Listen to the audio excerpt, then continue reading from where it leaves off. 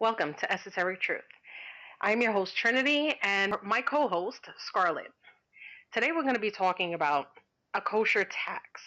Now, please, with this disclaimer, you have to understand that this has nothing to do with organizations that are currently enforcing the tax, but about the tax itself.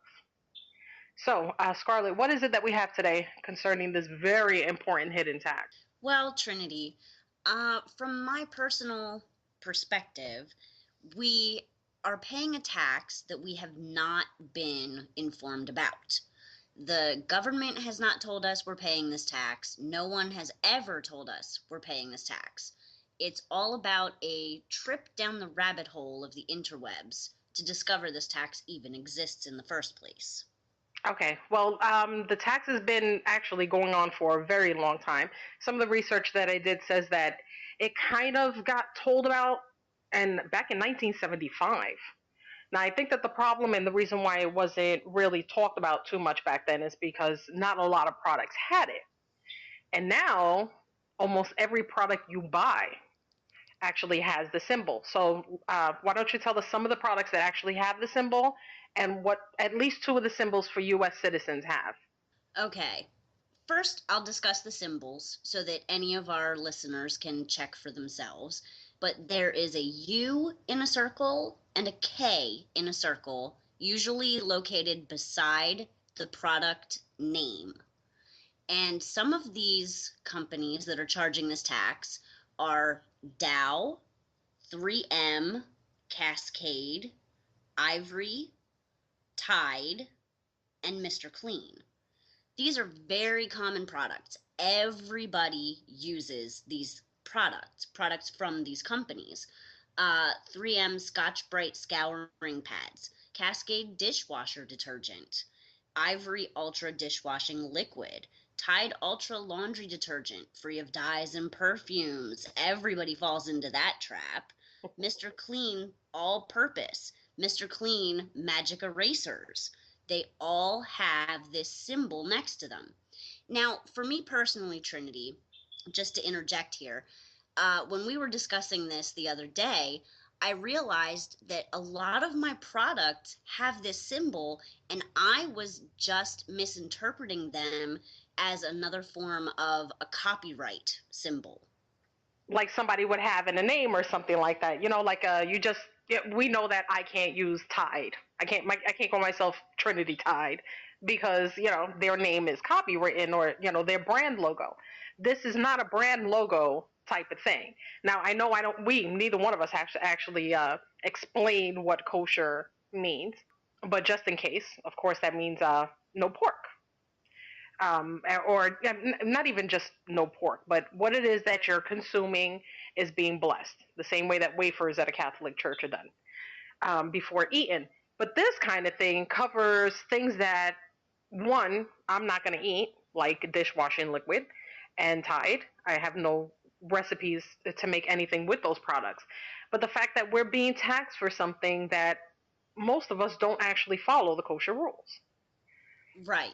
I personally don't adhere to any of the kosher restrictions. I don't. Now, as far as kitchen related items, I guess that I understand that for kosher purposes, in that your sponge is going to touch the dishes that you're going to put into your mouth. Your dish soap is going to, in that same way, that sort of thing. And, I understand kosher products in anything food related. However, if I'm not adhering to those guidelines, why am I paying that tax? Right. Right. And like I said, this is one of those subjects that kind of touch on a certain type of line when it comes to things that we're paying for. Because, of course, the normal complaint is nobody wants to pay taxes for illegal immigration. Nobody wants to pay taxes for welfare. Nobody wants to pay taxes for all of these other things. Now, what makes this one different is that this is a tax that you're paying that nobody told you you were paying. So, while doing some research, found that it seems like a very small number. And by the way, this isn't like some kind of a weird conspiracy. You can look into this as much as you'd like to, but this has been openly admitted Now, even though they said that, even though the organizations that are helping to provide this service in order to tax these products, they made it crystal clear that the number is so small, so minuscule that it shouldn't even count. But when you go into your kitchen or you go into your house, period, because this logo is on beers, this thing is on stuff that you would think that if anybody was adhering to the actual kosher mentality or lifestyle, they're not using these products anyway. So why am I helping to pay that tax? But besides that, they said that it's so minuscule. But if you go in your kitchen and you see how many products, this isn't one product that we're all buying. This is almost every product that all of us are buying. So that's almost everybody's shopping cart every week for months, for years. And this just keeps on going and going and going and going. If you want, take a second, pause this, go into your kitchen, go into your bathroom, go into your, go into your refrigerator, go and look at the products that you have at home and find out what it is that you have with these symbols on them. And like I said, it's not so much of an importance to know that you're paying this tax. It's what's being taxed and whether you feel like you should adhere to them or not. I don't think this is something that can be changed, by the way. Not like you could just go to your congressman and be like, I just don't want to pay this tax anymore. It just kind of happens to be what it is. So, is there anything else that you want to add to this? Because I don't have. Okay, well, the other thing, after again, we discussed this and I did my own independent research, as I recommend every listener do, I actually found it on the wrapper for my toilet paper. And Wow. that concerns me in that kosher is supposed to be concerning what's going in, not necessarily what's coming out. Or am I missing something here? I don't think you're missing anything. I think this is something that got way out of control. And as I said, as I was doing the research as well, a lot of people are like, people have been concerned. People have made phone calls. Every company has an 800 number where you can call and ask questions. So yes, all of these companies absolutely agree that this tax is that they're participating in what these tax are. And Scarlett, you brought up something very important earlier about products with brand names and non-brand names, which brand names are a lot more expensive, but they also carry the logo. Generic names don't. Now, I haven't checked every single generic thing at the supermarket, but most of them that I have seen do not carry the kosher logo. So I don't know what the deal is with that. It's really hard actually to find out what it is or how much it's costing a company to pay for this particular tax and who's actually, who's benefiting from the tax because it can't be me. I know it's not you. So who is it that's actually benefiting and getting this money? Where's the money going? How, toilet paper? No, should not be kosher. It shouldn't even matter. I don't care.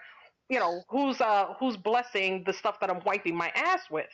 What I want to be sure that I know is that if I adhered to the kosher lifestyle, that yes, I have many products available to me. In New York, there's halal places. Everything has certain rules that apply to them. So I would understand how they would want to adhere to the kosher logo and people that just live this lifestyle. But for me, no, I don't think that I should worry about my beer being kosher. It doesn't matter to me. I think it should matter that everybody participates, whether you want to or you don't. We are all unknowingly, but definitely willingly paying a tax. And I think that everybody should have an opportunity. You're going to go into some places where you might not want to be, and you're going to hear some things or read some things that you might not want to hear and or read. But if you can go into your home and you can find a product with the K and the U, and you're not kosher, or if it's on something that, such as toilet paper, that you don't care about, then I think yes, it becomes something absolutely important. So, Absolutely. I agree with that. Again, a way to avoid this. Now, this might be slightly controversial to say this, but the people who are collecting the tax, the people who pay the tax to the people who enforce the tax, collect the tax, utilize the funds from said tax. I don't think they necessarily care either way. Through my own research, what I discovered was it was a way to sort of avoid a boycott from those people who do adhere to the kosher guidelines. For me personally, I don't adhere to those guidelines, and Trinity, I don't think that you do either. If Mm-mm. No, I if do not. if I was front, present, and accounted for during your comment, um, yeah, yeah, we don't adhere to that lifestyle. Right. However, these taxes are being collected in order to avoid a boycott by those people who do adhere to those guidelines. And I understand the necessity religiously and ideologically to adhere to those guidelines. I don't, but again, let me reiterate, I do not. I am not kosher. Right. Um, I love Hebrew national hot dogs. We're not going to go there. but but what it boils down to is it's the tax is to prevent a boycott, essentially.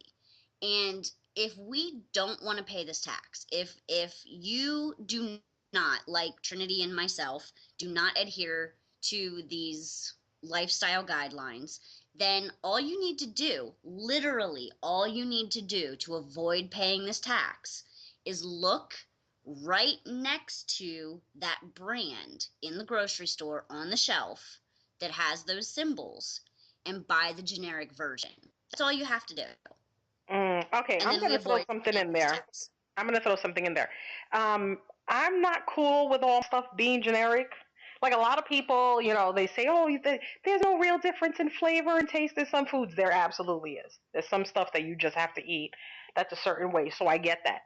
This is more or less if you don't want to participate, more or less. Like if you use a certain type of a cleaning product or something like that, there are other alternatives to that. It takes, for every single thing that you learn about and everything you read about, there are ways to get around it if you need to. It may take an extra step, or you may have to read something a little bit further than the way you would normally doing things.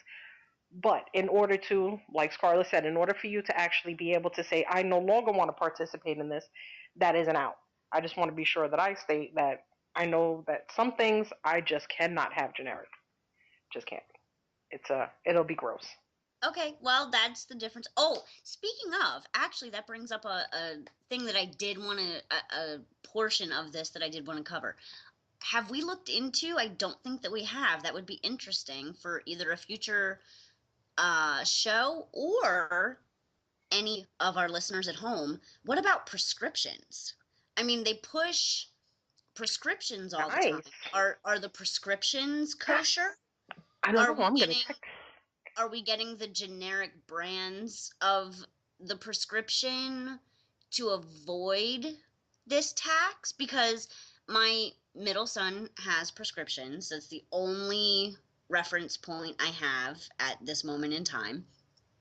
And I'm just wondering, like I'm literally sitting here wondering, generic. Every time I hear the word generic, because my son takes prescriptions, I think about generic brand prescriptions.